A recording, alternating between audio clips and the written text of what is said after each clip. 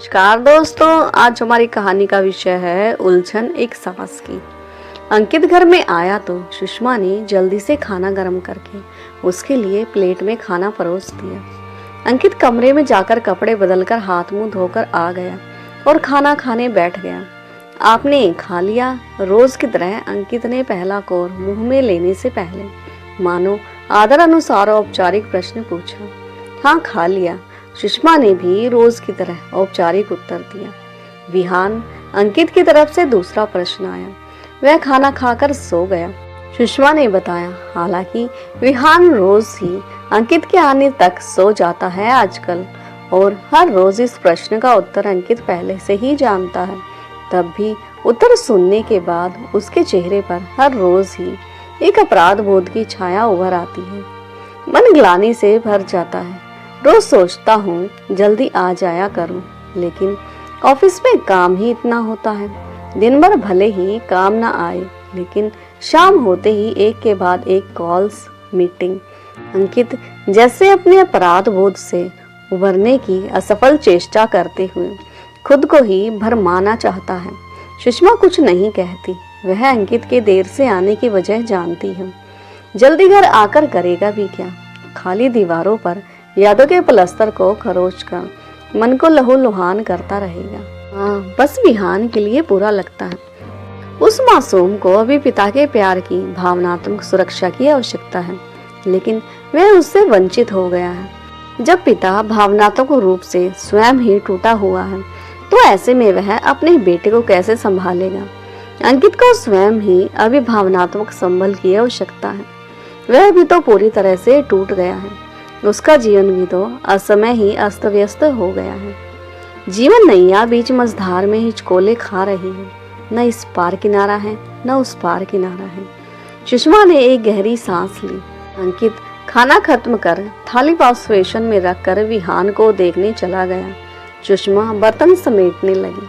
अंकित रोज थोड़ी देर विहान के पास बैठता, नींद में ही उसे दुलार देता। सुबह तो बस उसके ऑनलाइन क्लास में बैठे हुए रहते ही उसके सर पर हाथ फेर देता, और रात में उसके सोने के बाद बस नींद में उसके सर पर हाथ फेरता था।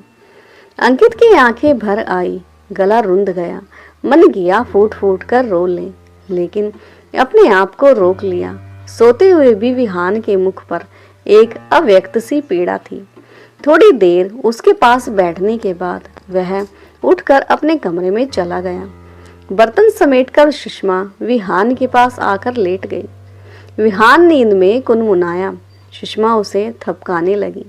रात के अंधेरे में दिन भर मन के कोने में दुबका बैठा दर्द उठकर दिल दिमाग पर हावी हो गया। कितने महीने हो गए रिया को गए हुए, लेकिन वह जख्म अभी ताजा था।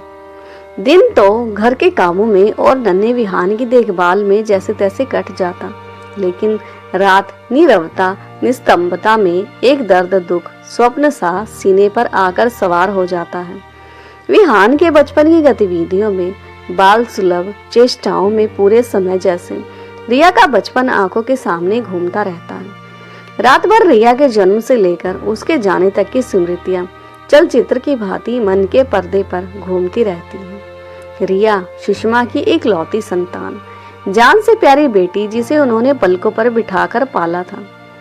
पति की असमय मृत्यु के बाद वही उनकी जिंदगी का एकमात्र सहारा थी। उसके जीवन का आधार उद्देश्य थी। उसे देखकर ही वह जीवन की वह दारुण पीड़ा सह गई थी। उसके जीवन का केंद्र बस रिया थी, इसलिए अपनी बेटी से उसका जुड़ाव और स्नेह भी बहुत अधिक था। रिया थी भी तो बहुत संवेदनशील और प्यारी। सिर्फ देखने में ही नहीं, वरन स्वभाव की भी मधुर थी और पढ़ने में भी तेज थी। तभी कम उम्र में ही MBA करके अच्छी कंपनी में नौकरी भी मिल गई थी। तब वह कॉलेज से छुट्टी ले लेकर अहमदाबाद चली आती थी उसके पास, और फिर जल्दी ही उन्होंने VRS ले लिया ताकि रिया के साथ रह सके। बेटी से दूर अकेले घर में उससे रहते ही नहीं बना, उसके साथ रहने से रिया को भी सहारा हो गया। दोनों समय गर्म घर का बना खाना तो मिल जाता था उसे। अहमदाबाद में ही फिर उन्होंने अपना खुद का घर ले लिया। छोटी सी दुनिया थी उनकी, लेकिन बहुत खुशहाल थी। 3 साल उसी हंसी खुशी में निकल गए। अब सुषमा को हर माँ की तरह रिया के विवाह की चिंता सताने लगी। दूर पास के रिश्तेदारों से उसने रिया के लिए एक अच्छा सा लड़का ढूंढने के लिए कहा। सुषमा को ज्यादा परेशान नहीं होना पड़ा। रिया के साथ ही कंपनी में काम करने वाला अंकित उससे विवाह करने का इच्छुक था। सुषमा ने अंकित को घर बुलाया। पहली नजर में ही अंकित उसे भला लगा।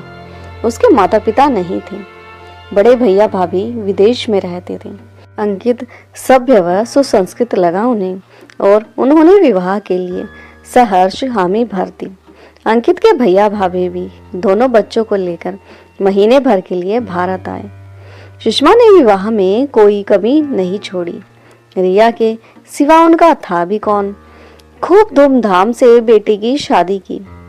रिया की विदाई के बाद वह एकदम अकेली रह गई थी, लेकिन तब भी उनका सुखी जीवन देखकर वह प्रसन्न थी।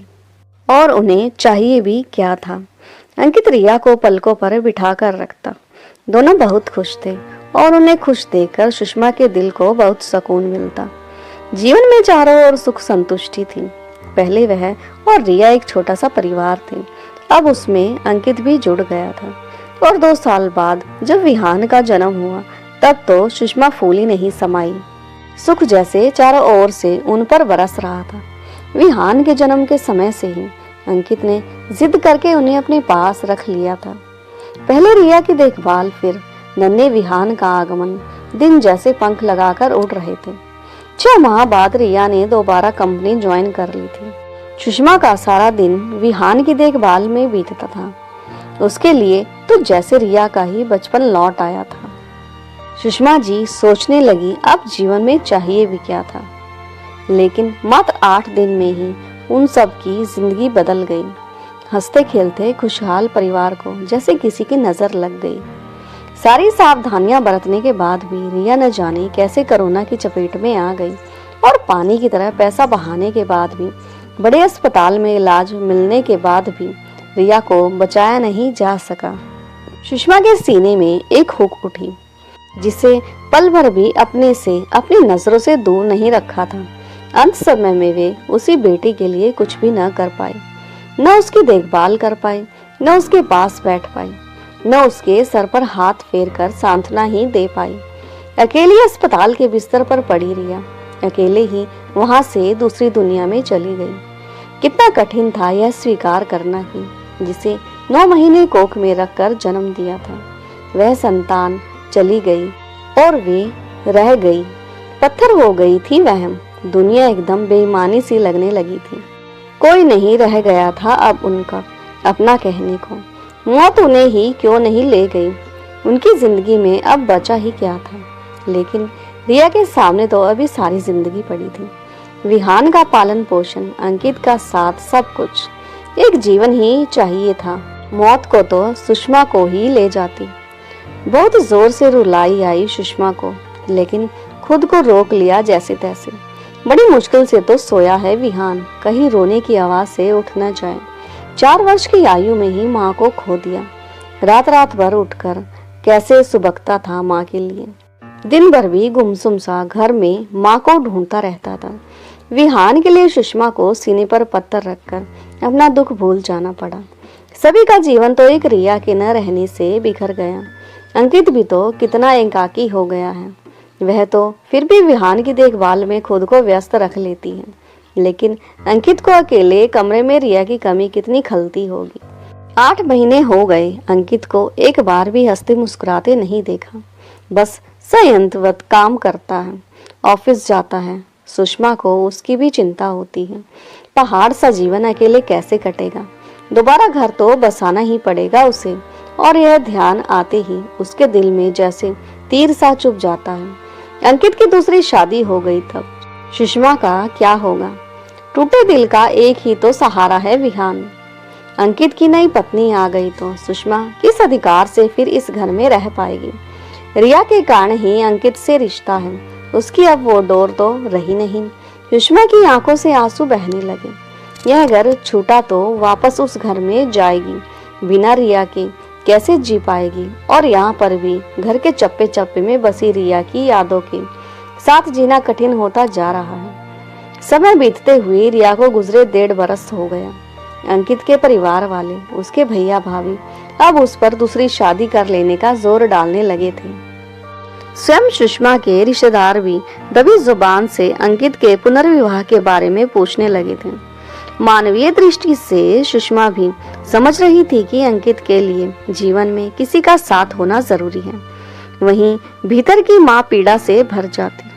सुषमा लगातार इन दोनों भावनाओं के द्वंद में ही जी रही थी। मन पर पत्थर रखकर उसने अंकित से भी यह कह दिया कि उसे दूसरी शादी कर लेनी चाहिए। अंकित सिर झुकाए चुप रह गया। उसके भैया भाभी सुषमा से ही आग्रह करते कि वही अंकित को समझाए शादी के लिए। इसी आहापोर में कुछ दिन बीत गए। इधर कुछ दिनों से सुषमा अंकित में आए बदलाव को देख रही थी। वह खुश तो नहीं दिखता था, लेकिन अब सहज लगने लगा था। चेहरे पर पुनः पहली जैसी ताजगी छलकने लगी थी। कपड़े भी ब्राइट कलर के पहनकर ऑफिस जाता। एक दिन रात में लौटे तो उसके पास से महंगे परफ्यूम की खुशबू आ रही थी। सुषमा की अनुभवी आंखें सब समझ गई। जल्दी ही पता चला उसके भैया के एक पहचान वाले हैं। अमेरिका में उनके ही किसी रिश्तेदार की भांजी है। माता पिता बचपन में ही एक्सीडेंट में चल बसे। मामा मामी के यहाँ ही पली बड़ी है। अंकित के भाई ने ही उसे उस लड़की से मिलने को कहा था। अंकित उससे मिला और सादगीपूर्ण सरल सी वह लड़की उसे अच्छी लगी। कुछ मुलाकातों में वह अंकित को भा गई। सीधे सरल घरेलू स्वभाव की ही थी लीना। विवान को भी संभाल लेगी। हम तो अभी आ ही नहीं पाएंगे, आपको ही सब संभालना है। हमने अंकित को कह दिया है, वह कल लीना को लेकर आएगा आपको मिलवाने। अंकित के भाई ने फोन पर सुषमा से कहा। सुषमा ने उन्हें आश्वस्त किया। इस मामले में कुछ कहने का उन्हें कोई अधिकार भी नहीं था। वह ना तो अंकित की मां है, न रिया ही अब जीवित है। यह अंकित का व्यक्तिगत मामला है, लेकिन तब भी सुषमा का मन अनायास भारी हो आया। एक मां के लिए यह अंततः ही कठिन व वेदनामयी स्थिति थी। उस दिन रिया की याद में वह दिन भर रोती रही। दूसरे दिन शाम को अंकित लीना को लेकर घर आया। सुषमा ने भरसक अपने आप को संयंत्र रखा। बड़ी अजीब सी स्थिति थी तीनों की, लेकिन अब जीवन में आने वाले कुछ समय तक इन स्थितियों को झेलना ही पड़ेगा। थोड़ी देर औपचारिक बातचीत के बाद अंकित लीना को उसके घर पहुंचाने चला गया। उसके बाद अक्सर ही लीना घर आने लगी। सुषमा और विहान के साथ बैठती बातें करती, थोड़ा समय गुजारती। एक व्यक्ति के तौर पर लीना सुषमा को अच्छी लगी। कम से कम इतने परिचय तक तो वह सौम्य ही प्रतीत हुई। मगर सुषमा के भीतर जो एक माँ का दिल है, वह पूरे समय अपनी रिया के लिए रोता रहा। आखिर में दोनों परिवारों के मध्य सहमति से शादी की तारीख तय की गई। शादी कोर्ट में ही होना तय हुई। अंकित के आग्रह पर सुषमा को उसके साथ लीना के लिए कपड़े, गहने आदि लेने जाना पड़ा। पल पल उसे रिया के विवाह के समय की गई गतिविधियां याद आती। उस समय कितना उत्साह था मन में, कितना चाव था, और अब पीड़ा का परावार नहीं है। नियत तारीख को अंकित और लीना की शादी पर कोर्ट की मोहर लग गई और अंततः लीना इस घर में आ गई। सुषमा ने उसका स्वागत किया और सभी को असमंजस की स्थिति से बचाने के लिए नन्हे विहान को लेकर कॉलोनी के पार्क में चली गई। रात में भी वह बहुत जल्दी ही विहान को लेकर कमरे में चली गई। आज रिया के घर पर, उसकी गृहस्थी पर, पति पर, सब पर किसी और का अधिकार हो गया।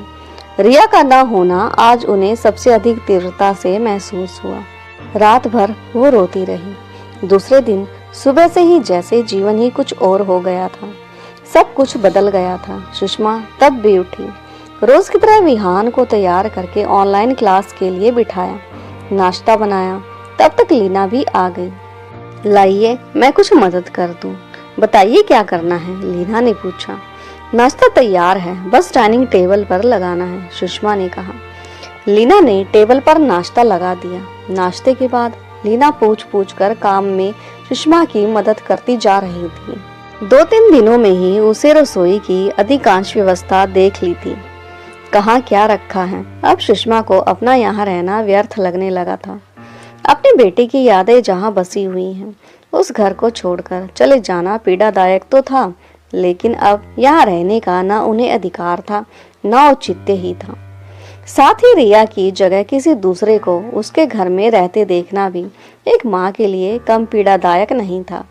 जब चौथे पांचवें दिन रात में तीनों खाना खाने बैठे, तब सुषमा ने कहा, मैं अब अपने घर जाना चाहती हूँ।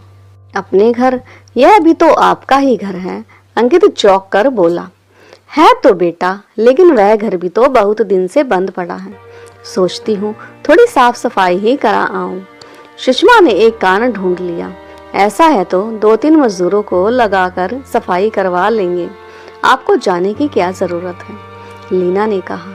बड़ी मुश्किल से सुषमा ने उन्हें मनाया कि वह कुछ दिन बाद वापस आ जाएंगे, अभी उसे जाने दें। मैं भी आपके साथ चलूंगा नानी। विहान सुषमा के गले में बाहें डालकर मचल गया। दूसरे दिन सुषमा विहान को लेकर अपने घर आ गई। अंकित उसे पहुंचा गया। लीना भी जिद करके साथ आ गई। शाम तक दोनों ने मिलकर घर ठीक ठाक कर लिया और जरूरी सामान भी ले आई। लीना ने पूरी मेहनत से सुषमा का हाथ बटाया था और सुषमा को हर पल अपनी रिया की याद आ रही थी। उसने बड़ी मुश्किल से अपने दुख को नियंत्रण में रखा। काम करते हुए सुषमा के मुंह से 2-1 बार तो रिया का ही नाम निकल गया। उसने लीना को रिया कहकर पुकार लिया। लीना भी सहज भाव से मुस्कुराती हुई पास आ गई। जी कहिए मम। लीना ने सकुचाकर माँ शब्द को मुंह में ही रोक लिया। वह भी समझती थी कि सुषमा को शायद यह अच्छा नहीं लगेगा। अपने बेटे की याद में विकल यह माँ लीना को इस घर में देखकर भले ही 2 क्षण के लिए अपना दुख दर्द भूलकर उसे अपनी बेटी समझ रिया पुकार लेती है, लेकिन इससे वह रिया की जगह तो नहीं ले पाएगी ना। कुछ नहीं बेटा, मैं कह रही थी कि बहुत देर हो गई काम करते हुए, अब तुम आराम करो, मैं चाय बनाकर लाती हूँ। सुषमा के मुंह से अनायास लीना के लिए आज पहली बार बेटा संबोधन निकल गया। आप भी तो सुबह से काम में लगी हैं, आप बैठिए, चाय मैं बना लाती हूँ। कहते हुए लीना किचन में चली गई। सुषमा सोफे पर बैठ गई। उसने देखा अपने लिए बेटा सुनकर लीना की आंखों में नमी तैर गई थी और चेहरे पर एक खुशी थी। उसने एक गहरी सांस ली। एक वह जो अपनी बेटी के लिए चले जाने से दुखी है और एक यह है जो अपनी माँ को असमय खो चुकी है। आखिर यह भी तो किसी की बेटी ही है। इसने कोई इसकी बेटी रिया को हटाकर उसका स्थान तो लिया नहीं है। रिया तो पहले ही ऐसी जगह जा चुकी थी जहाँ से कोई वापस नहीं आ सकता। यह तो बस अपनी मजबूरी वश उसकी खाली जगह में बसा दी गई है। बिन माँ बाप की बच्ची, मामा मामी ने भी उसके सर से बोझ उतार दिया। बस पहली बार सुषमा को लीना से अनायास सहानुभूति हो आई। कोई भी लड़की दुहाजू से शादी क्यों करना चाहेगी, वह भी एक बच्चे के बाप के साथ। उसके भी तो अपने भावी जीवन साथी को लेकर कुछ सपने रहे होंगे। यह लीजिए चाय। लीना ने उसे चाय दी और खुद विहान को दूध बिस्किट लाने लगी। 2 दिन विहान लीना से सकुचाता रहा, लेकिन अब थोड़ा सहज हो गया था लीना के साथ। अब भी उसे आंटी ही कहता था। सुषमा सोच रही थी कि वह विहान से कहे लीना को माँ कहने की आदत डाले। यह सोचना भी सुषमा के लिए असह्य था, लेकिन अब सच तो यही था। रात में लीना ने वही खाना बनाया और खाना खाने के बाद वह और अंकित अपने घर चले गए। सुषमा विहान को कहानी सुनाते हुए सुलाने लगी। अगले दिन दोपहर में ही सुषमा के मोबाइल पर लीना का फोन आया। कुछ नहीं, बस घर में आज अकेले अच्छा नहीं लग रहा था। आप कब आ रही हैं? लीना पूछ रही थी।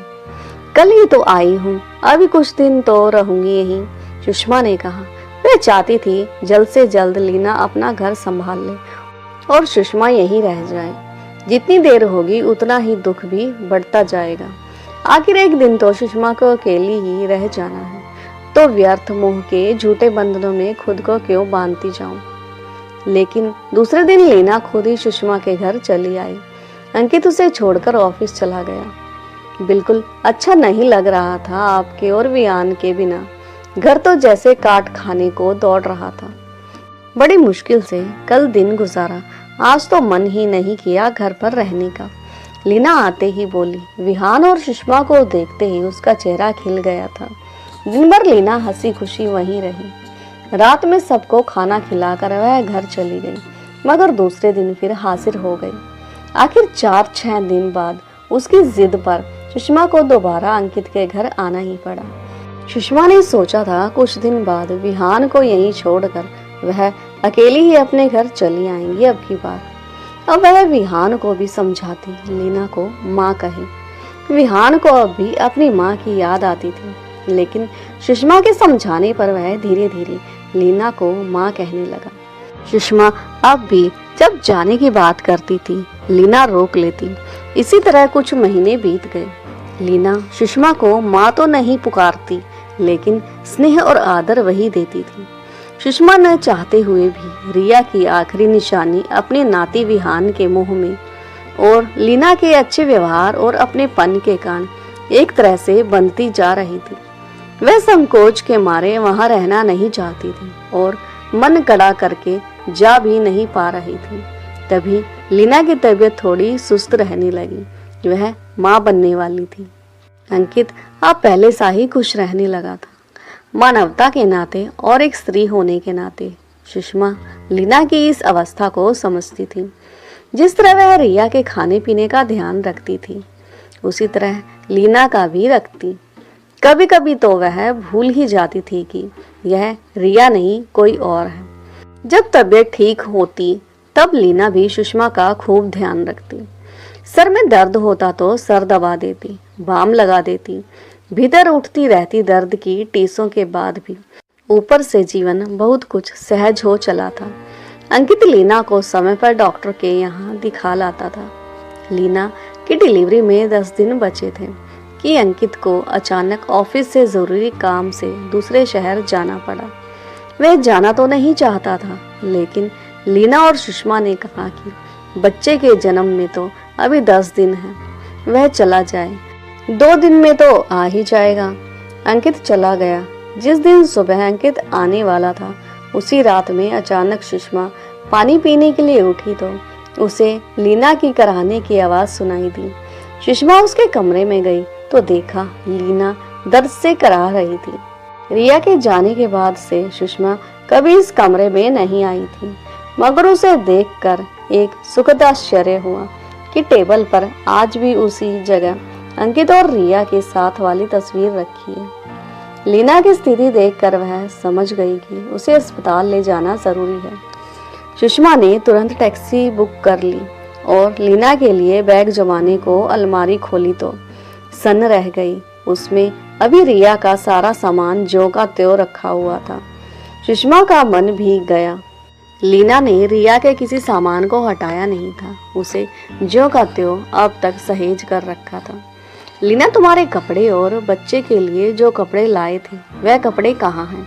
अस्पताल के लिए बैग तैयार करना होगा, सुषमा ने पूछा। लीना ने दीवार में बनी एक दूसरी अलमारी की ओर इशारा किया। सुषमा ने तुरंत जरूरी सामान भरा और विहान को उठाया। तब तक टैक्सी भी आ गई। उसने सहारा देकर लीना को टैक्सी में बिठाया और ड्राइवर से अस्पताल चलने को कहा। हिम्मत रखो, सब ठीक हो जाएगा, बस 5 मिनट में पहुंच जाएंगे।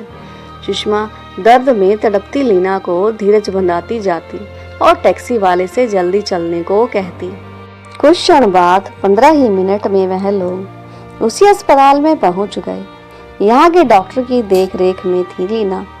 बाहर एक फॉर्म पर दस्तखत करवाकर डॉक्टर ने सुषमा से पूछा, आप? मैं इसकी माँ हूँ, सुषमा ने कहा। बहुत दर्द हो रहा है, इसे प्लीज जल्दी देखिए। आप चिंता मत कीजिए, कहते हुए डॉक्टर लीना को लेबर रूम में ले गई। सुषमा विहान को लेकर वहीं बाहर लगी कुर्सियों पर बैठ गई। अब उसने अंकित को भी फोन कर दिया। वह रास्ते में ही था। करीब 2 घंटे बाद नर्स ने आकर बताया कि लीना को बेटी हुई है। 15 मिनट बाद नर्स ने एक नन्ही सी गुड़िया को लाकर सुषमा की गोद में दे दिया। विहान अपनी छोटी सी बहन को देखकर अचंभित भी था और खुश भी था। थोड़ी ही देर बाद लीना को भी एक प्राइवेट रूम में शिफ्ट कर दिया गया। कैसी हो अब, दर्द तो नहीं हो रहा?